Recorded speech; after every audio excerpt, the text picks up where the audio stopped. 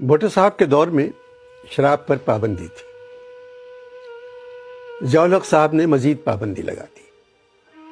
سعادت حسن منٹو کو میں نے خط میں ان حالات کی تفصیل لکھی۔ منٹو کا جواب آیا۔ منٹو کو خط میں نے صدر ضیاء الحق کے دور میں لکھا تھا۔ انور، زمین پر تم سے ملاقات نہیں ہوئی، مگر تمہارا خط پڑھ کر یوں لگتا ہے کہ ہماری صدیوں سے جان پہچان ہے۔ غالب کو جتنا تم چاہتے ہو اتنا ہی میں چاہتا ہوں۔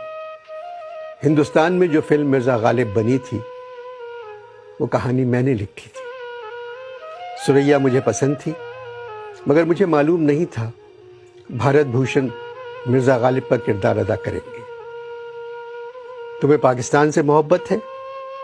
مجھے بھی پاکستان سے محبت تھی۔ پارٹیشن کے بعد عصمت چغتائی نے مجھ سے کہا، آپ پاکستان جا کر کیا کریں گے؟ میں نے کہا، عصمت، وہاں ہم ہی ہم ہوں گے۔ مگر میں پاکستان بننے کے 8 سال بعد دنیا چھوڑ آیا۔ عمر کیا تھی میری؟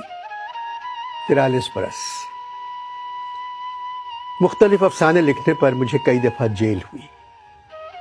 جب بھی کبھی میں نے معقول افسانہ لکھا مجھے جیل جانا پڑا۔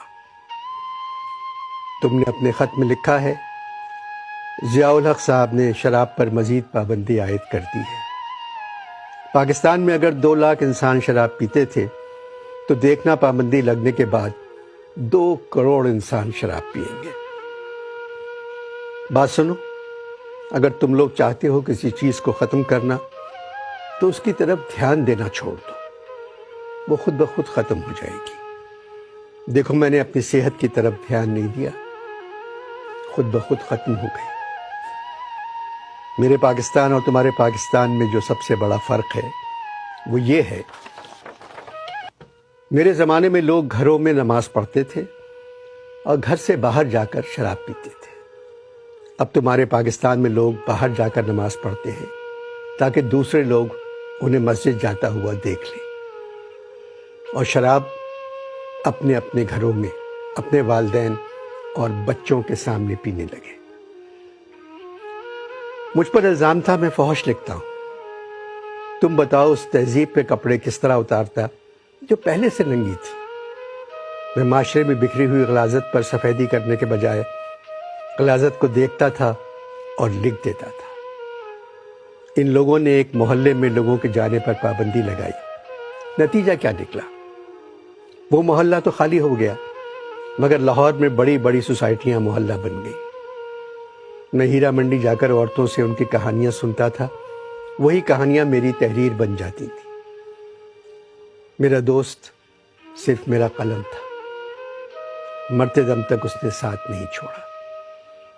میں تم سے صرف اتنا کہنا چاہتا ہوں، اس معاشرے میں جو بھی بات تمہیں گھناؤنی نظر آئے اس کے بارے میں ضرور لکھنا۔ اور مجھے بہت سو نے بتایا ہے تم لکھتے بھی ہو اور منہ پر بھی کہہ دیتے ہو۔ انور، میں نے کبھی جھوٹ نہیں بولا، تمہارے یہاں کوئی سچ نہیں بولتا۔ طوائفوں سے میری دوستی صرف اس لیے تھی کہ وہ سچ بولتی تھی، جو کچھ ان پہ گزرتی تھی وہ بیان کر دیتی تھی۔ مجھے اپنے کرداروں سے ہمیشہ محبت رہی، اور تمہارے ملک میں بسنے والے جاہلوں کو نفرت، جبکہ اکثر ان جاہلوں سے میری ملاقات اسی محلے میں ہوتی تھی۔ تم نے لکھا ہے، میں اردو ادب کا سب سے بڑا افسانہ نگار ہوں۔ مجھے صرف ایک بات کی خوشی ہے، جس دن میرا انتقال ہوا اس دن تعزیت کرنے والوں کا ہجوم میرے گھر پہ نہیں تھا۔ یہی سچے اور بڑے ادیب کی پہچان ہے، سچ پر مرنے والا تمہارا منٹو۔